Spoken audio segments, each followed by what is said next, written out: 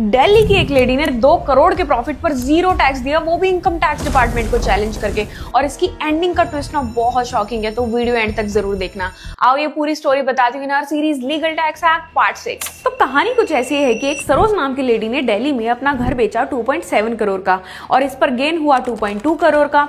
इस पर टैक्स तो पड़ना था बहुत भारी, पर उसने उन पैसों से ग्रेटर नोएडा में इकट्ठे 7 रेजिडेंशियल यूनिट्स को खरीद लिया। और यही थी टैक्स बचाने की प्लानिंग, क्योंकि एक रेजिडेंशियल प्रॉपर्टी के गेन को फिर से रेजिडेंशियल प्रॉपर्टी में रीइन्वेस्ट कर दो तो उस पर कोई टैक्स नहीं लगता under section 54 of income tax act. लेकिन इनकम टैक्स डिपार्टमेंट ने उनका एक क्लेम रिजेक्ट कर दिया। उन्होंने कहा, अकॉर्डिंग टू द लॉ अगर आप कोई एक रेजिडेंशियल हाउस बेच के उसका पैसा री इन्वेस्ट करोगे तो एक ही हाउसिंग यूनिट पे एग्जेम्पशन मिलता है, बाकी के 6 पर नहीं मिलेगा एग्जेम्पशन। तो सरोज के बाकी के जो 1.8 CR की इनकम थी उस पर मोटा टैक्स उन्होंने लगा दिया। लेकिन सरोज जी नहीं मानी, उन्होंने कोर्ट में वो डिसीजन चैलेंज किया और सरप्राइजिंगली वो जीत गई। पर कैसे? क्योंकि कोर्ट ने कहा कि भाई साहब जब अलग अलग फ्लोर्स बने होते हैं तो उसको तो एक ही रेजिडेंशियल प्रॉपर्टी माना जाता है, तो एक फ्लोर के अंदर अलग अलग रेजिडेंशियल यूनिट्स को एक प्रॉपर्टी माना जा सकता है। और वैसे भी लॉ में कहीं भी ये डिफाइन नहीं है कि स्ट्रक्चर घर का कैसा होना चाहिए। और इसी तरीके से स्मार्ट सरोज जी ने करोड़ों रुपए की इनकम पर 0 टैक्स दिया और इसको यूज करके हम सब लोग भी 10 करोड़ तक की इनकम पर टैक्स बचा सकते हैं। पर इसकी कुछ कंडीशंस है जो कैप्शन में मेंशन है,